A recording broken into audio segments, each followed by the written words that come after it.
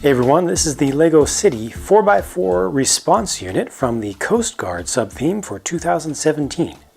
The idea here is that there's this nature photographer who went out to get some solo underwater shots, and the outboard motor on his little boat caught fire, stranding him, so he needs a pickup, he needs a rescue desperately.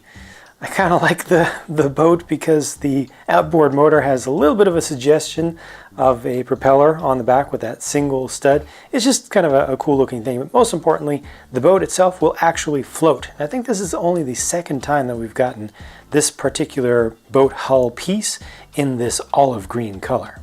So the Coast Guard is going to respond with their rigid hull inflatable boat, and you know, previously, LEGO has made boats based on that same hull there that for the most part I have not liked. But this one actually makes sense to me. There's a certain realism to it. There are boats that are very much like this in their real design. And yeah, I think it's pretty cool. It has, again, a hull that will actually float. So you can use both of the boats in this set in real water. This one's outboards are big and they have real propellers, but kind of blocky. Oh, they're very blocky. Look at that. Very, very literally blocky. This uses two of the printed pieces for this season for Coast Guard, the 2x2 round, well, 2x2 curved parts, one on either side to give it a little extra decoration. It also has two of the printed console pieces in there, which are not new, but they look pretty nice. The rest of the decorations are done with stickers.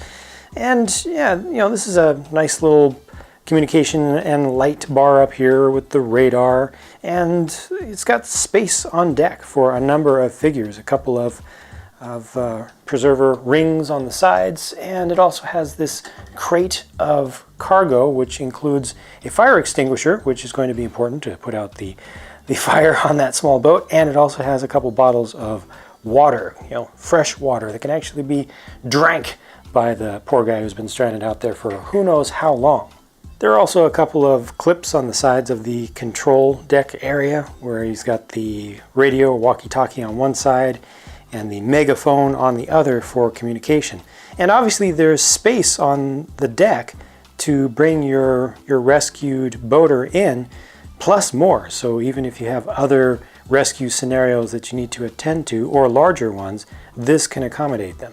The trailer on this rig is pretty nicely built up. It holds the boat just perfectly, nice and snug. You pull up the outboards so they're out of the way, and yeah, that just fits on there absolutely perfectly and doesn't even need to be attached with studs. It just sits there in place. So that's nicely cradling the boat itself. Has an interesting look to it. You know, some trailers that LEGO does are really, really plain to look at. This has some texture on it and some interesting pieces. I like the use of the more squarish fenders. I think those work really well. You've got stands for this that can be brought down, so you can leave this behind with or without the boat. I think just the lights on the back look a little bit weird because they're attached from the top and there's nothing covering them, but otherwise I think overall this works out pretty well. And then the 4x4 itself, the off-roader, kind of looks like a cross between a Jeep and some sort of like a Ford Bronco, some kind of SUV, short SUV or something. I think it looks pretty decent. I'm not sure about the grill part, but you know, it's just a completely subjective thing. It's nice and tall and rugged looking. I like the use of these curved Technic pieces that hold the Technic pin inside of them to form a little bit of the headlight surround back behind there. It's kind of got running boards on the sides, the light bar up above, and this one also has a couple of clips on the side. One of those clips is used for another walkie-talkie. The other one is just used for a tall antenna, which would be for probably a little bit of ship-to-shore communication or maybe communicating back to headquarters. And it also has some cargo space in the back, so you can place your crate-o stuff there when you're not using it. This is one of those newer roof pieces here, which unfortunately is attached only two studs here, no tiles in between, so it kind of tends to pull things up. That's one bad thing about using these. They actually have really good clutch power, but you can, you know, store this here, and there's just enough clearance under there to make that work. And of course you can open up this part of the roof much more easily. Only has seating for one, unfortunately. So you have 2 Coast Guard crew members here, and only one is able to sit in the vehicle. So I guess the other one just has to stay in the boat and kind of sit down low and try to stay out of the wind or something. At least it has the opening doors on the sides, though. 3 figures feels like the right number, or at least a normal number for a set of this size. You can easily swap pieces around between the 2 Coast Guard members there.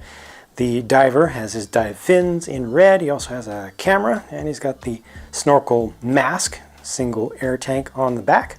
And he also gets an alternate face for before his boat catches on fire or after he gets rescued. Set also includes an octopus just to help set the scene, as well as a pretty large buoy. That's a pretty nice build for a buoy. I think one of the larger ones that I've seen Lego do. Has an inverted round tile on the base of it, so it's always going to angle over to the side, and it kind of wants to rock around. So even if it's just on plain hard ground, it kind of seems like it's floating like that. All in all, a pretty cool set. I especially appreciate the fact that both of the boats will actually float, and like I said, I do like the design of this boat here, especially relative to others that have used that same hull piece. Color schemes are nice here. The buoy is nice. The figures are fine. The only one thing that I really don't like here is that the truck doesn't have any place to hold the second figure.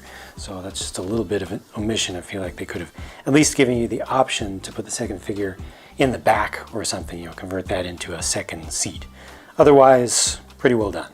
So that's that. Hope you enjoyed this. Thank you very much for watching. I'm going to get to work on my next video. Talk to you again soon.